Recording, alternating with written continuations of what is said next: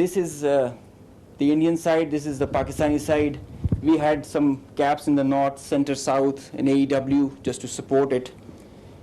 And the IF fighters started an initial build-up that was picked up from the north and the center across IB at 0010 hours.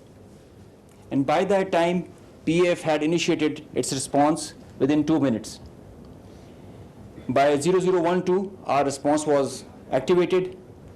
The IF started to get their fighters get airborne in large numbers.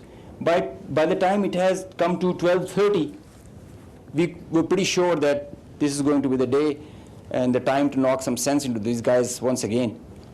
So we commenced our multi-domain operations, the pride and joy and the new concept of war that we have.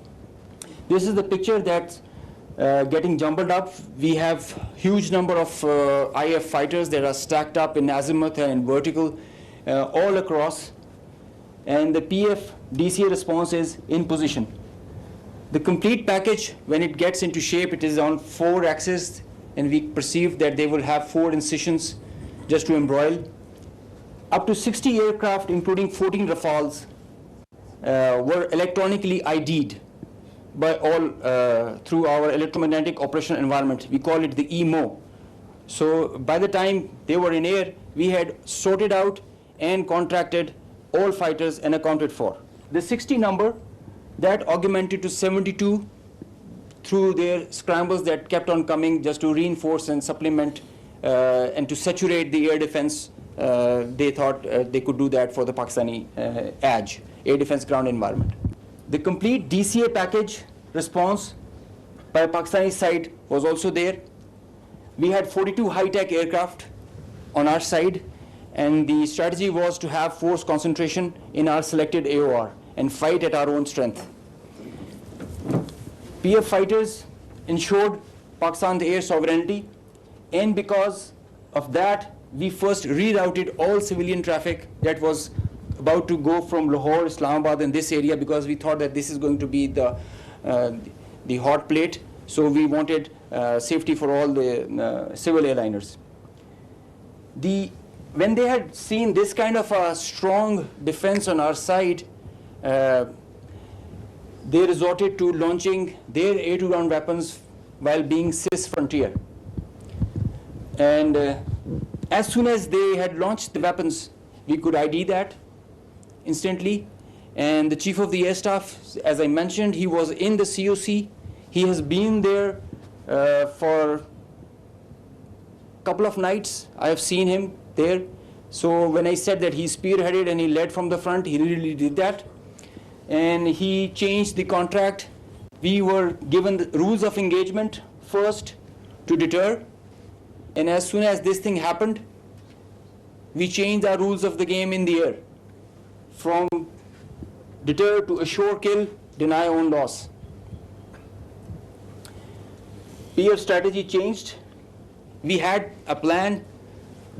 We thought that Indians, the last time they said that they would have Rafales and they could have created any difference. So we targeted their center of gravity and the Rafales. That's why you see good numbers for that. We would have had more numbers, but we showed restraint. Ladies and gentlemen, the thing about this whole playtime was this thing lasted for more than an hour. With so many large number of aircraft, so many large number of aircraft on both sides, with so many grinds, and the flow of the BVR, the modern warfare has changed so much that the long stick, the employment is if you don't shoot, you get shot.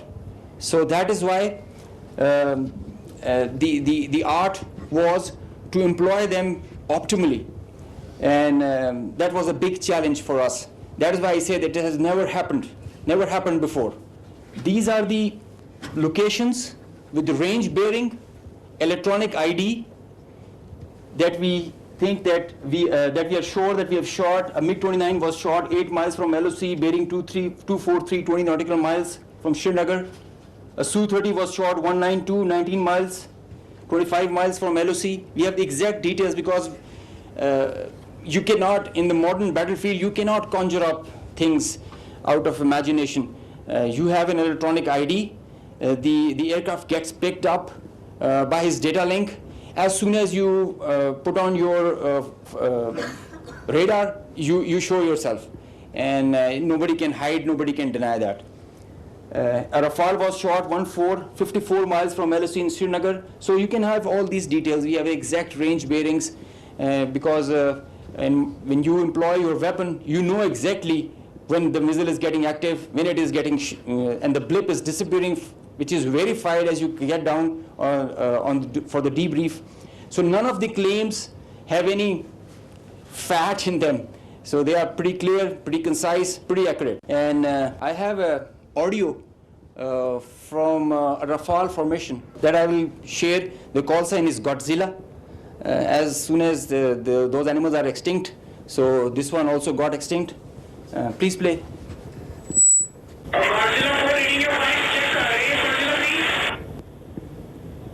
So he's asking whereabouts of his formation member.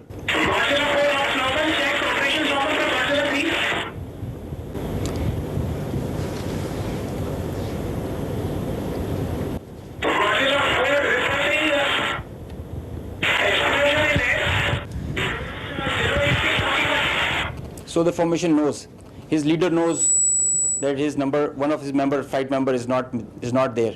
They have an RT. This is the original RT that they are exchanging, and they're asking about his position. He's giving his own operations as fine, but he has claims that I've seen an explosion in the air.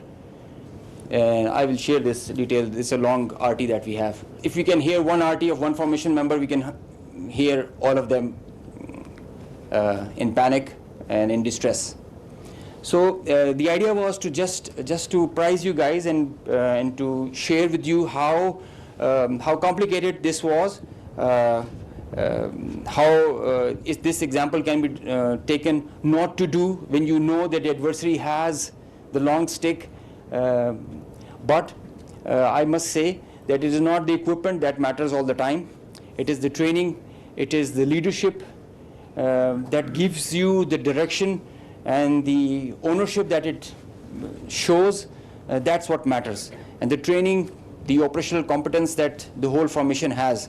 And I hope they are slow learners, but I think they can get the drift of not doing it again. Thank you.